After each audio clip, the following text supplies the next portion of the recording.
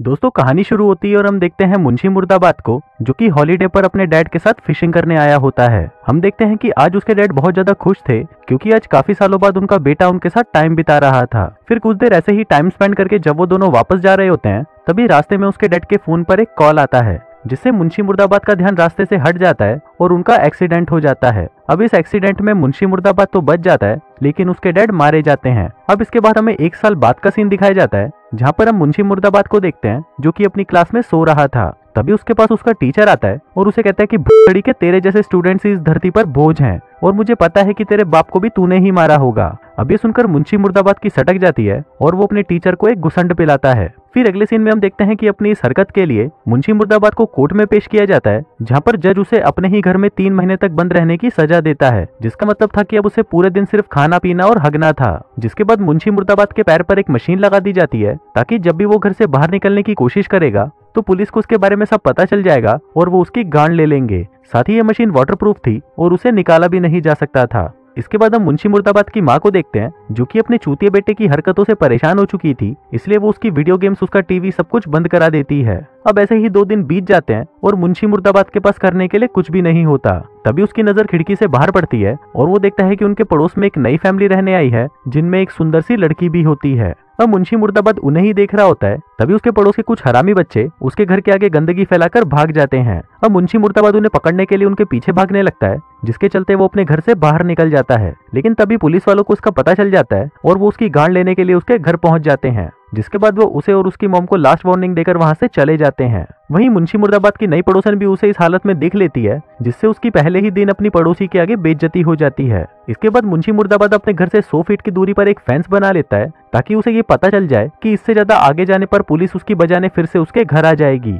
इसके बाद वो अपनी पड़ोसन को अपने घर से छुप छुप कर देखने लगता है। अब क्योंकि मुंशी मुर्दाबाद पूरे दिन खाली पड़ा रहता था, इसलिए वो पूरे दिन अपने पड़ोस में होने वाली चीजें देखता रहता था। साथ ही वो अपने दोस्त जुमंजी को भी ये सब दिखाता है, जिसके बाद वो दोनों उसकी पड़ोसन को स्विमिंग करते हुए देखने लगते हैं। फिर एक दिन फाइनली मुंशी मुर्दाबाद की मुलाकात उसकी पड़ोसन से हो जाती है, जहाँ पर वो उसे अपना नाम मियां मर्दानी बताती है। अब वो दोनों यहाँ पर कुछ देर तक बातें करते हैं, जिसके बाद मियां मर्दानी वहाँ से चली जाती है। इसके बाद हमें रात का सीन दिखाया जाता है, जहाँ पर टीवी पर एक न्यूज आ रही थी जिसमें ये बताया जा रहा था कि पिछले कुछ हफ्तों से शहर में लड़कियां गायब होती जा रही हैं और जो इनको किडनैप कर रहा है उसके पास एक नीले रंग की मस्टैंग कार है, जिसके सामने वाले हिस्से पर एक डेंट पड़ा हुआ है। अब मुंशी मुर्दाबाद फिर से मियां मर्दानी को देख रहा होता है, जिस दौरान उसकी नजर अपने पड़ोसी करमकांडी पर पड़ती है, जिसके पास भी एक ब्लू कलर की मस्टैंग थी और उसकी भी कार के आगे वाले हिस्से पर डेंट पड़ा हुआ था। फिर करमकांडी अपनी कार से उतरता है और उसके हाथ में 2 प्लास्टिक के बैग थे, जिसको लेकर वो अंदर चला जाता है। अब यहाँ पर मुंशी मुर्दाबाद को करमकांडी पर शक होने लगता है कि शायद ये वही किडनैपर हो सकता है जो कि लड़कियों को गायब कर रहा है। फिर अगली सुबह जब मुंशी मुर्दाबाद अखबार पढ़ता है तो उसमें वही न्यूज छपी होती है कि कल रात को शहर से एक लड़की गायब हो गई है। जिसके बाद मुंशी मुर्दाबाद अपने फ्रेंड जुमांजी के साथ मिलकर शहर में आज तक जितनी भी वारदातें हुई थी उनकी हिस्ट्री चेक करने लगता है। तभी उसे पता चलता है कि इन लड़कियों को एक ही तरह से गायब किया गया था और जो इन लड़कियों की डेड बॉडीज मिली हैं, इनको भी एक ही तरह से मारा गया है। फिर कुछ देर बाद मियां मर्दानी वापस से स्विमिंग करने आती है और ये दोनों हरामी दूरबीन लगाकर उसे देखने लगते हैं। तभी मियां मर्दानी भी उन दोनों को उसे देखते हुए देख लेती है, जिसके बाद वो तुरंत मुंशी मुर्दाबाद के घर आ जाती है। अब क्योंकि मुंशी मुर्दाबाद को लग रहा था कि शायद मियां मर्दानी यहाँ पर उसकी गांड मारने आई है, इसलिए वो टॉपिक बदल देता है और उसे अपने पड़ोसी करमकांडी के बारे में बताने लगता है। वो उसे बताता है कि शायद शहर में जो किडनैपिंग्स हो रही हैं, उनके पीछे ये भैंड का लोग करमकांडी ही हो सकता है। अब उनकी ये बातें सुनकर मियां मर्दानी को भी इसमें इंटरेस्ट आने लगता है, जिसके बाद ये तीनों मिलकर करमकांडी की जासूसी करने लगते हैं। ये लोग उसके घर के सामने एक कैमरा फिट कर देते हैं और पूरे दिन उस पर नजर रखने लगते हैं, ताकि वो ये पता लगा पाए कि अगर करमकांडी ही वो किलर है तो वो लड़कियों की लाशों को अपने घर पर कहाँ रखता है।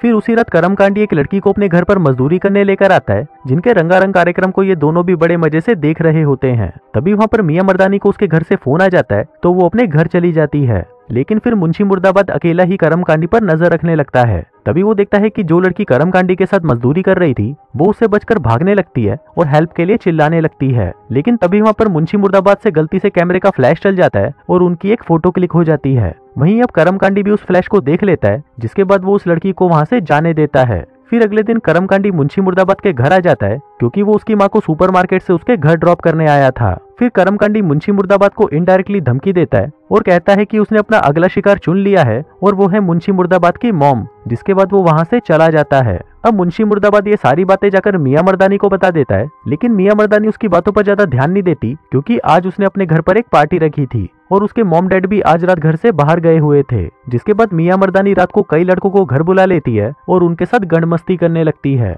वहीं हमारा मुंशी मुर्दाबाद अपनी सजा के चलते उस पार्टी में नहीं जा सकता था, इसलिए उसे बहुत बुरा लगता है। लेकिन तभी मुंशी मुर्दाबाद को पता नहीं क्या चुल सी मचती है, वो अपने घर के बाहर जोर जोर से टोनी कक्कड़ के गाने चलाने लगता है, जिस वजह से मियां मर्दानी की पार्टी खराब हो जाती है। फिर जब गुस्से में मियां मर्दानी मुंशी मुर्दाबाद से बात करने आती है, तब मुंशी मुर्दाबाद उसकी तारीफ करने लगता है और उसे इनडायरेक्टली प्रपोज कर देता है। अभी सुनकर मियां मर्दानी को भी बहुत अच्छा लगता है, जिसके बाद वो दोनों एक दूसरे को चूसने लग जाते हैं। लेकिन वहीं दूसरी तरफ करमकांडी अपने घर पर एक लड़की को लाता है और उसे मार डालता है। फिर वो उसे एक बैग में बंद करता है और उसे अपने गैरेज में ले जाता है। अब जब वो उस औरत को अपने गैरेज में लेकर जा रहा था, तभी ये दोनों उसे देख लेते हैं। फिर अगले दिन जब करमकांडी सुपरमार्केट जाता है, तो वहीं मियां मर्दानी भी होती है जो छुपकर उस पर नजर रखी हुई थी, और वहीं बाहर उसका दोस्त जुमांजी भी था, जो कि मुंशी मुर्दाबाद के कहने पर करमकांडी की कार में घुस जाता है और वहां से उसके गैरेज का कोड निकाल लेता है। वहीं शॉपिंग करने के बाद करमकांडी मियां मर्दानी के कार में घुस जाता है और उसे कहता है कि तुम मेरे मामले से दूर रहो, नहीं तो मैं तुम्हारी गर्दन मार लूंगा, और वो ये धमकी देकर वहां से चला जाता है। फिर मियां मर्दानी घर आ जाती है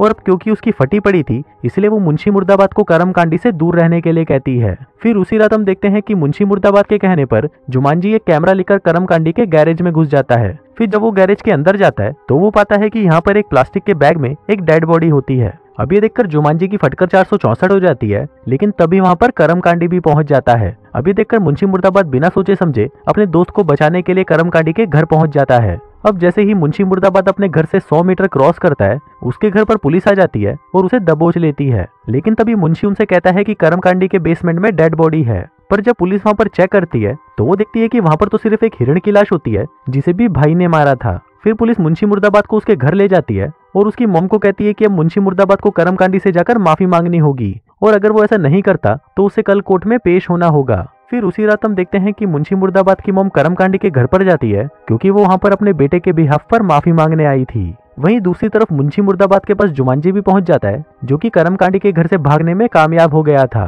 क्योंकि जब मुंशी की वजह से वहाँ पर पुलिस आई थी, तो करमकांडी का ध्यान उससे भटक गया था और वो अपना गैरेज छोड़कर अपने घर से बाहर आ गया था। तभी जुमांजी भी इस मौके का फायदा उठाकर वहाँ से भाग गया।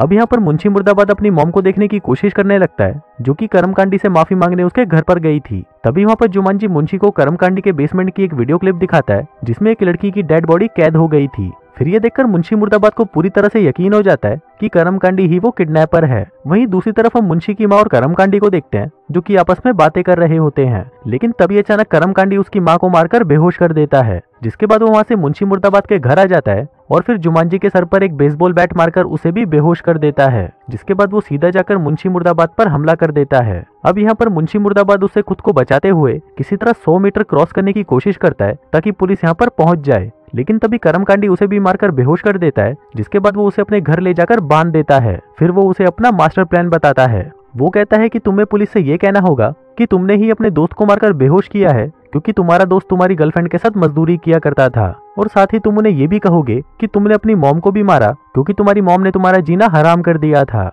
अब इसके बाद करमकांडी उसे मारने के लिए आता है, लेकिन तभी पीछे से मियां मर्दानी उसे दबोच लेती है, जिसके बाद मुंशी मुर्दाबाद और मियां मर्दानी मिलकर उसे फर्स्ट फ्लोर से नीचे गिरा देते हैं। इसके बाद वो दोनों एक कमरे में जाकर छिप जाते हैं, लेकिन तभी करमकांडी वहां पर भी पहुंच जाता है और दरवाजा तोड़ने लगता है, जिसके बाद वो दोनों बचने के लिए ऊपर से पूल में कूद जाते हैं। अब क्योंकि मुंशी मुर्दाबाद को अपनी मॉम को बचाना था, इसलिए वो वहां से करमकांडी के घर आ जाता है। फिर जब वो घर के अंदर आता है, तो वो देखता है कि यहाँ पर हर जगह लाशें ही लाशें बिखरी पड़ी हैं, जिनमें कुछ दीवारों पर थी तो कुछ बेसमेंट में। अब क्योंकि वो 100 मीटर क्रॉस कर चुका था, तो पुलिस भी उसे ढूंढते ढूंढते वहां पर पहुंच जाती है। फिर मुंशी मुर्दाबाद वहां पर फ्रिज खोलता है और देखता है कि करमकांडी ने कुछ बॉडीज को उस फ्रिज में भी जमा कर रखा हुआ था। तभी मुंशी मुर्दाबाद को वहां पर एक सीक्रेट रूम मिल जाता है, जिसके अंदर वो अपनी मॉम को ढूंढने चला जाता है। वहीं करमकांडी के घर अब पुलिस पहुंच जाती है, लेकिन तभी वहां पर करमकांडी भी आ जाता है और उस पुलिस वाले की गर्दन मरोड़कर उसे मार डालता है, जिसके बाद वो मुंशी मुर्दाबाद को ढूंढने निकल जाता है। उधर मुंशी मुर्दाबाद को अपनी मॉम मिल जाती है और वो उन्हें छुड़ाने लगता है, लेकिन तभी पीछे से करमकांडी आ जाता है